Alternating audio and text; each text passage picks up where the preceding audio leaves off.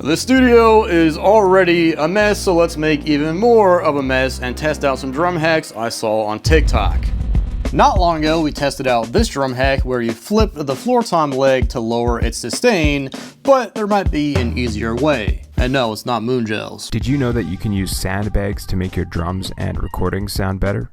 These are sandbags that you can find on Amazon. They're about 40 bucks for a pack of 4. They're actually cheaper now. I found these 4 for only 20 bucks. By placing one of these bags on the leg of the floor tom, it reduces the sustain of the drum. The result is a much more punchy, focused sound. Currently, there's about 3 pounds of weight on this leg, and if I add this bag, it goes up to about 9 pounds. For this kit, I typically have a piece of tape on the floor tom, so it should be a little bit ringy.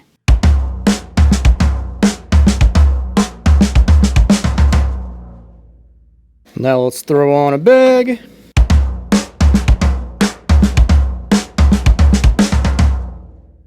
Yeah, it shortened up a little bit. Bag number 2.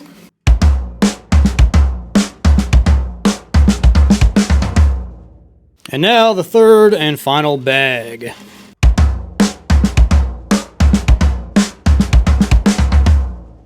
The sustain is a lot shorter, and also the drum feels a lot different now too.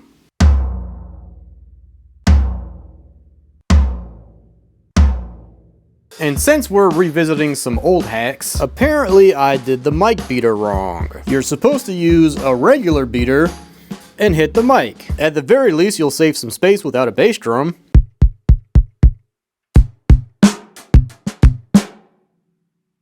Maybe we should switch to a fleece beater. Doesn't really help that much. The beauty of this though is it's basically a trigger. So say I want a small 18-inch bass drum that's really high pitched.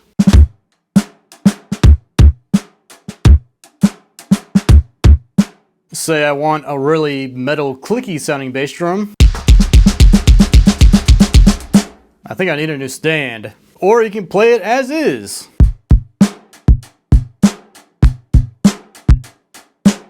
Are you happy now? We got a cymbal mic hack. So it looks like we take 2 mic clips and screw on one of those adapters, but only halfway, and then screw the other clip on the other way.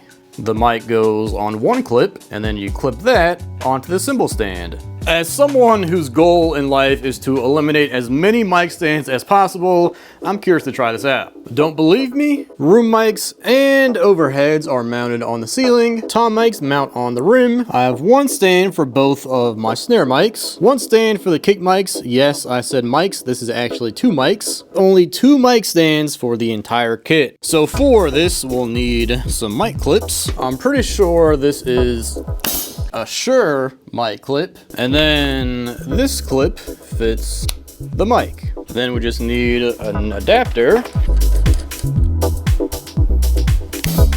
And to test out this hack, we're gonna actually test out another hack. We got some hi-hats and some change, which will give us something more crunchy and crispy.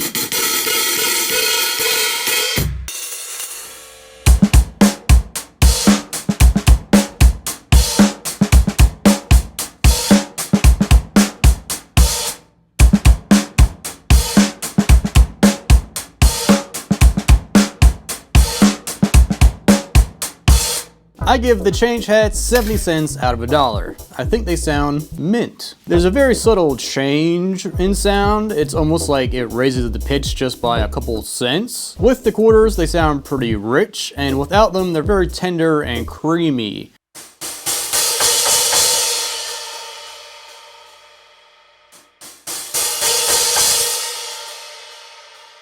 This thing though is the true winner. I rarely use close mics on my cymbals. Sometimes I'll mic the hi-hat depending on what video I'm making. So this thing has definitely earned its spot in the mic drawer. Somebody sent me this to test out, but I have low hopes. For those of you who don't know, there's actually a very simple beat you can play on a muted cymbal and you can call to nature. I'm gonna show you this beat and see if a bird or something shows up.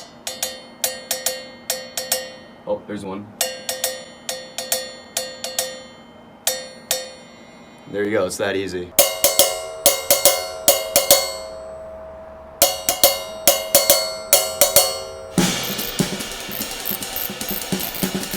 Yeah, that was a waste of time. These are diamond blades made for an angle grinder. I don't have a clutch in here. We'll have to go back to the studio for that. But we just stack the blades together and then you have a little mini hi-hat thing. I actually want to put these up against another little hi-hat hack. A couple years ago, I produced a series for Drumeo about recycling your drum gear. And in the cymbal episode, I cut out 2 6-inch discs from a cymbal and stacked them together to make some like little flat hat type things. But when I went up to Canada to visit Drumeo, I actually left them up there for them, so we have to make a new set. Slim picking in the cymbal department, so let's go with this China. And then we just need a 6-inch hole saw.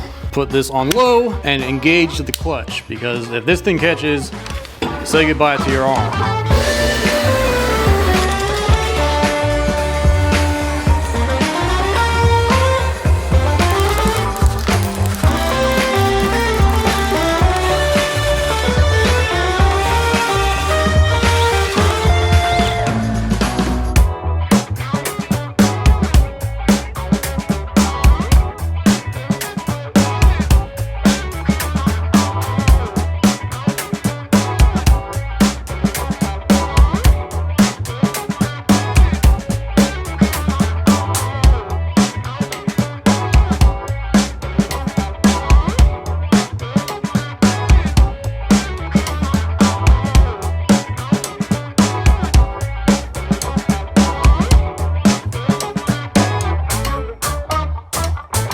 I'll let you be the judge because I might be biased, but I do think that these sound a lot better. Also, I'll be giving these away on my Patreon.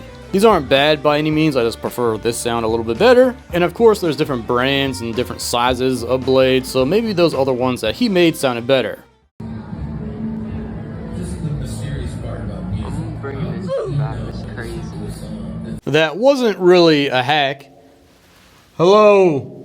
Subscribe! That wasn't really a hack, but it did give me an idea to make a removable bass drum porthole. A gallon of hot glue later, this is what we got. This is a prime example of a good idea with poor execution. Most of my videos are poor ideas with good execution.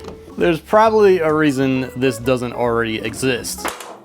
Gotta love a snare drum tuning hack. I like the tuning of this drum a little too much though. Keep this lug loose, this one barely tight, and then crank the other ones as well as the snare side. I just now realized this, but why is that guy filming that video like this? Gotta show off the fresh kicks.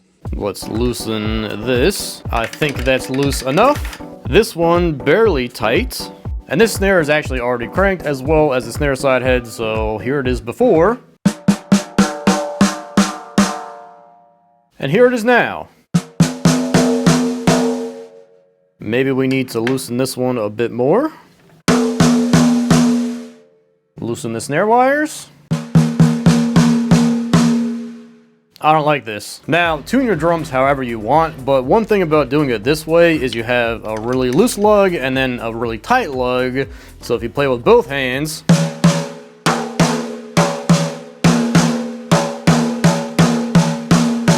you get a pretty inconsistent sound. So let's actually try loosening this one all the way too.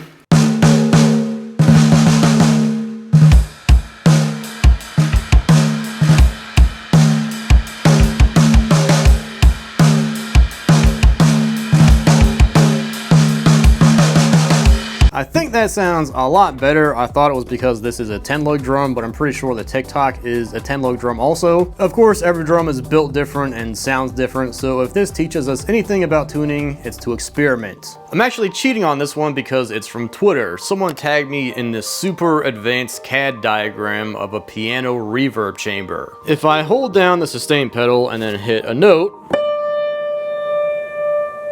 you can probably hear that a lot of the other strings resonate. So drum set, piano, and some mics. Here is just this mic over my shoulder. This is picking up the kit. Now here is the piano mic with the sustain pedal off. Now here's both of the mics. Now let's engage the sustain pedal. These sandbags turned out to be a pretty good investment.